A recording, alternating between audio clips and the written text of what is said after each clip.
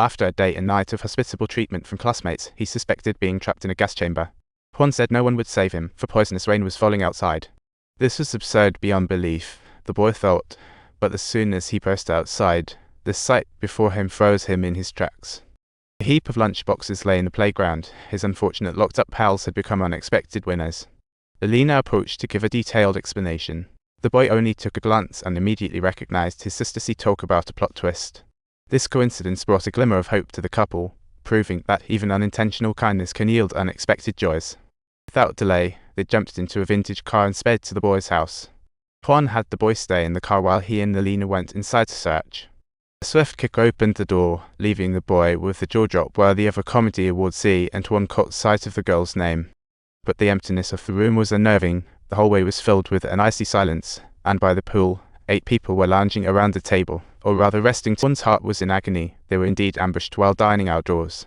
Shaking, he approached to find the girl was neither his daughter nor the one sought. So he realized the boy might have feared as the cold truth was glaring at him.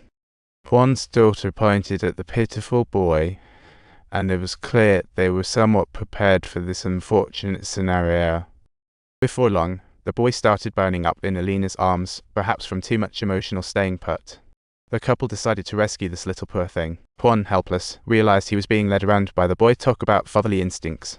He needed to find medicine, and lo and behold, a pharmacy sign came into view. While he was no fan of the boy, doing good was his mandatory course. As the boy settled into a vacant room, the couple teamed up to investigate for some medicine. Suddenly, the doors of the pharmacy were knocked on rapidly, and lo and behold, it was a desperate pregnant woman seeking a helping hand from Juan and Alina.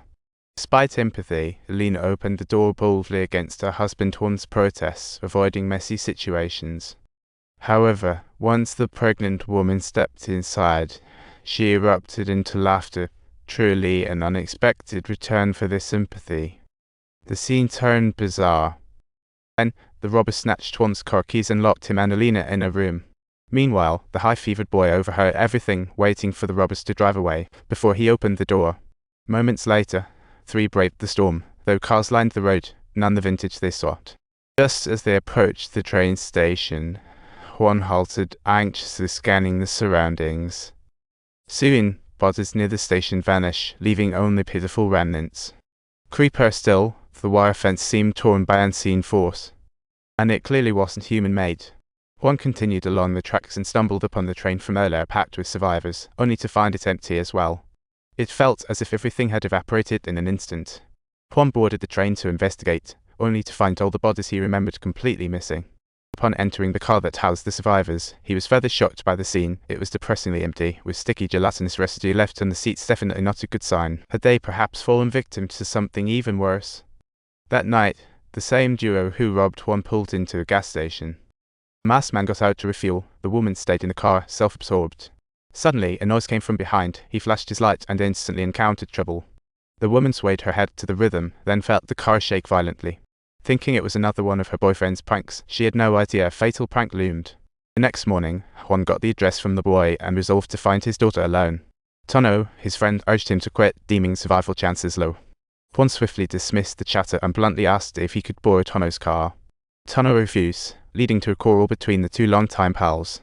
Juan, unfortunate as ever, left his friend's house and had to traverse 17 blocks to reach his destination, which would take half a day on foot. But just a bit down the road, a red vintage car pulled over, and upon closer inspection, it was his buddy Tono. After a few friendly exchanges, the 2 men brushed off their petty squabbles and embarked on an even wilder adventure, with increasingly bizarre surroundings. On the journey, they saw no bodies, but the ground was strewn with shattered car wreckage. Soon, the vintage car was stuck, blocked by hundreds ahead. Twisted car doors and shattered windshields appeared to be of unearthly origins.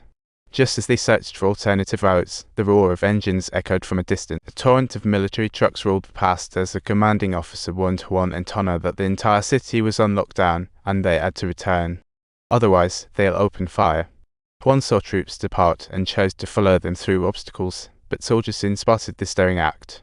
Gunfire erupted, and Tono had no choice but to start reversing, forcing them to drift away in the snow. Just their luck, the car lost control in the snow, and at that moment, commotion erupted from the other side. A swarm of extraterrestrial creatures came rushing in like a tidal wave. their sheer number driving the soldiers into despair, one by one becoming the monster's gourmet appetite. These extraterrestrial beings resembled giant beetles, each the size of a small car. Bullets couldn't touch them, their shells akin to bulletproof glass. Meanwhile, from a distance, Juan witnessed it all, and no one suspected this was an alien invasion. Once the swarm departed, Juan and Tano cautiously made their way back out. Picking up weapons dropped by the soldiers, they continued along the soldiers' tracks, discovering a plethora of nests in the town square.